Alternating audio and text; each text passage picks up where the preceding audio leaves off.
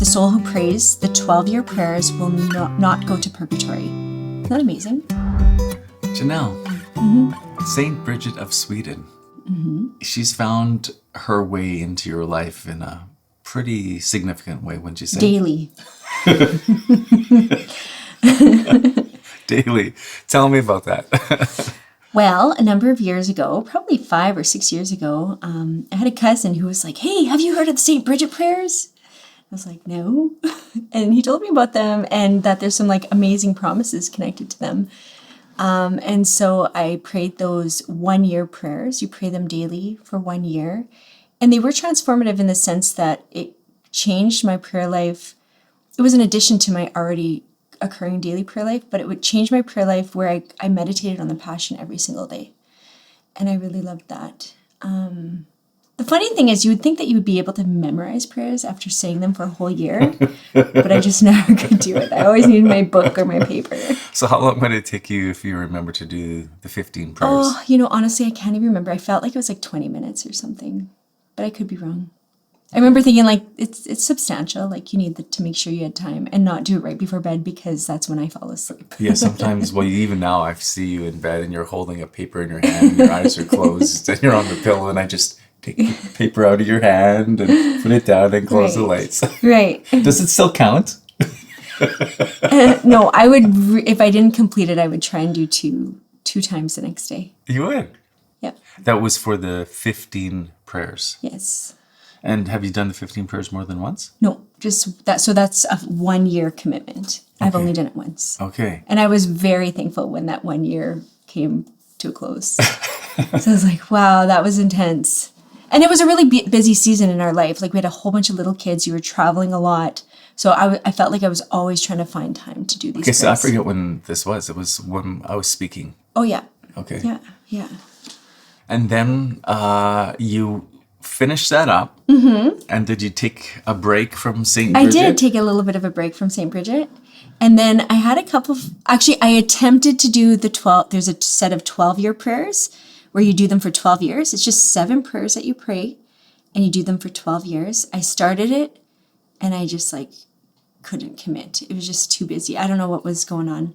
It's okay. It's just maybe not the right season in my life at that point. Yeah. But then the same cousin who told me about the 1-year prayers was all of a sudden telling me how he's doing these 12-year prayers. And I'm like, well, I need to do the 12-year prayers. And I also had a close friend of mine who had committed to doing them. And I'm like, well, if she can do it and he can do it, then I've got to commit to it. And the promises, again, connected to these are pretty amazing. I'm not going to hold God to them, like whatever he wants to do with it. Yeah. But it's like you won't see the fires of purgatory if you say these 12-year prayers. And the other cool thing is I read if you die before those 12 years are done, it's as though you finished all 12 years. I'm hoping that you finish all 12 years. Well, the Lord's will be done, whatever that is. I will ask him. Give Janelle the grace to finish the 12-year prayers and an abundance of more years after that.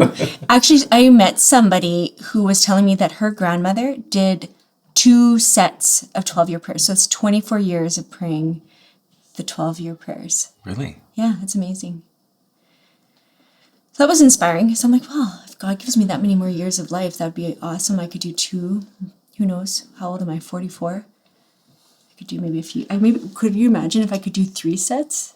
Would that even be possible? 36 more years. You really like these prayers. I feel like there's structure. I like structure. Yeah. And I like that they make, again, she's really strong on the passion, meditating on the passion of Jesus. So the 12-year prayers, like the 15 prayers, are about the passion of Jesus. It seems a little bit confusing because we always flip-flop. Okay, the 15 prayers and the 12-year prayers. Well, maybe I should say the 1-year prayers and the 12-year prayers. Yeah. How would I say that? Okay, so then, the 12-year prayers have 7 prayers. That's right. Yeah. How long does that take you? Oh, honestly, it's under 10 minutes. Okay. And again, I think. People are going to be like, how fast do you say that? And so, how long are you into this? It will be my 2-year anniversary on August 10th. Oh. So I got another 10 years to go. Why did you start then? You know what? I had just had a baby and I was like sitting nursing the baby. I'm like, hey, I got time. I can do this. And that was it. And that was it. Okay. Commit for life. No, I'm kidding. Did you want to, like, there's a number of promises. Did you Yeah, wanna- there's a number of promises. So for the 12-year prayers, and so again, like this is private devotion and the church hasn't like officially said that, yes, these promises are for certain. I mean, I feel like with everything, you just trust in God. He can do whatever he wants with what you give to him, right? So the first one is that the soul who prays the 12-year prayers will not go to purgatory. Isn't that amazing? Could you imagine not going to purgatory? The soul who prays them will be accepted among the martyrs, as though he had spilled his blood for his faith. Part of me feels like I don't merit that. Like that would be, the martyrs deserve that. But whatever, you leave it up to God. Okay, the soul who prays them can choose 3 others, whom Jesus will then keep in a state of grace sufficient to become holy. Who should I pick? I'm wondering who's on that list. Who are my top 3? Well, that's hard when you got 8 kids and a husband. How can you pick only 3? That's why I got to do more than 12 years. So anyhow, okay, number 4. No one in the 4 successive generations of the soul who prays them will be lost. Well, that covers all the kids and the grandchildren. 4 successive generations. That's a pretty remarkable promise. Yeah, but it doesn't mean they won't see purgatory. It just means they won't be lost. Right? Yeah. And then isn't that what life is all about? Right. Not simply that we won't be lost, but that we would go to heaven. Like that's the purpose of our life, for sure. right? Yeah. So, anyways. Okay, and then the 5th one I think is kind of my favorite. I don't know why, but it means the soul. It says that the soul who prays them will be made conscious of his death 1 month in advance. And why do I like that? I think I'd like to know a month in advance if I'm going to die. Yeah? How about you? I don't know if I want that. You don't want to know? I want to know that I'm ready now. That's right. You think about your death every day. I do. Yeah. I forgot. For the rest of everyone, there's the St. Bridget prayers. But I do. Yeah. Yeah. Okay, that's good. And because I do think about that very often, it changes How you live. Yeah, it does. Mm-hmm. Okay, so you're... So yeah, those are the 12-year prayers. So the 1-year prayers are promises are slightly different. And honestly, I actually don't even think about the promises at all when I'm praying these. I just pray the prayers, you know? That's it. So how do you think this has affected your relationship with Jesus? it keeps you mindful of his suffering, of what he went through for us on the cross. Mm-hmm. You know, the wound on his shoulder. What about that? Well, in one of the prayers, it just talks about, like, to remember the wound on his shoulder when he was carrying the cross. You know, the blood that was poured out. Yeah, it's beautiful. And I love also how with the 12-year prayers, they always start off with, like, just invoking Our Lady's intercession. Mm-hmm. And then along with each one of these little prayers, you pray an Our Father and a Hail Mary. So, yeah. You know, St. Bridget, do you recall any of the details of her life? Okay, this is what I found really interesting about her. What? She had 8 kids. So actually, I didn't realize she was even a mother. Oh. And she was married. She was married for 28 years to, I think it's Ulf is his name. But she had 8 kids, and yeah, she, like, her focus was clearly, like, to raise her children in holiness and educate them. And then it was once her husband passed away and her kids were more, like, grown and mature that she then really, like, I think she started a religious order. Yes, yeah. And it was highly devoted to the Passion of Jesus, like. Yes, yeah. She was born in the 1300s, mm-hmm. died in the 1300s, into a noble family, and that's the same kind of research that I found it. And one of her kids became a saint, St. Catherine of Sweden.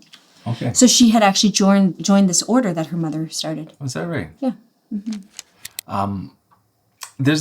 I find it interesting, her and the connection to St. Alphonsus, because as you know, like I do a lot of reading on St. Alphonsus, and especially in one of his works, well, many of his works, but one in particular, The Glories of Mary, he quotes St. Bridget of Sweden extensively.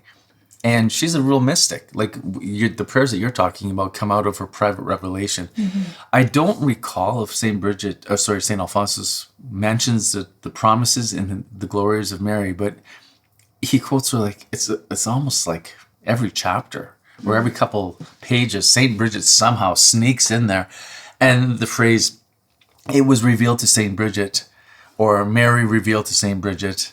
Or like the saints revealed to St. Bridget. Like it was like St. Bridget, St. Bridget. So I find it interesting that St. Alphonsus, who is a doctor of the church, really trusted the private revelations of St. Bridget of Sweden. And she's living, in the 1300s, like quite a while ago. And one of the things that caught my attention was that she, as it was revealed to her from Mary, that she was conceived, that she was without sin. And so she's, and now we take that for granted now because we had the Immaculate Conception. That dogma was defined in, was it 1854? Someone might correct me if I got that. It's around there. So we just take that as for granted. Right. It's been defined for quite a while now.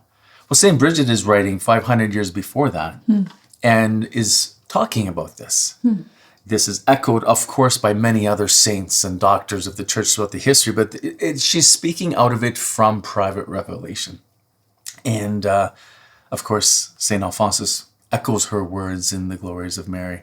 There's so many beautiful private things that St. Alphonsus shares that Mary said to St. Bridget, like just how Jesus suffered, how Mary suffered,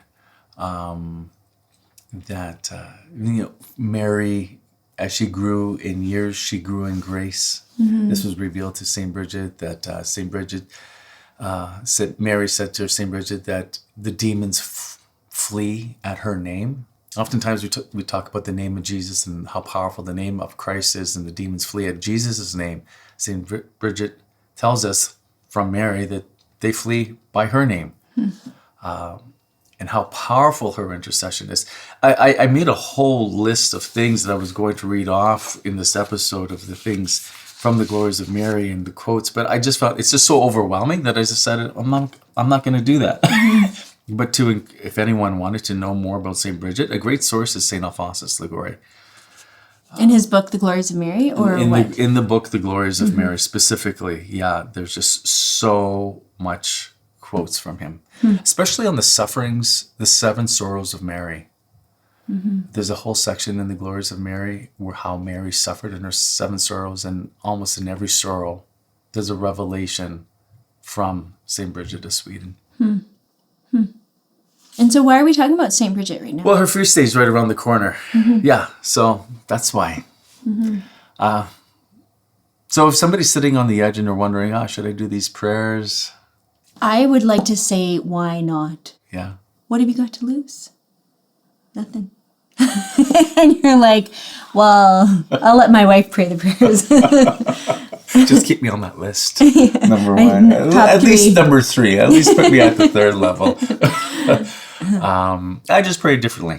I pray differently. I know that you really appreciate this type of prayer. I do. Yeah, very much. Any last words, or are we good here? No, St. Bridget, pray for us. Okay. Thanks, Janelle. You're welcome.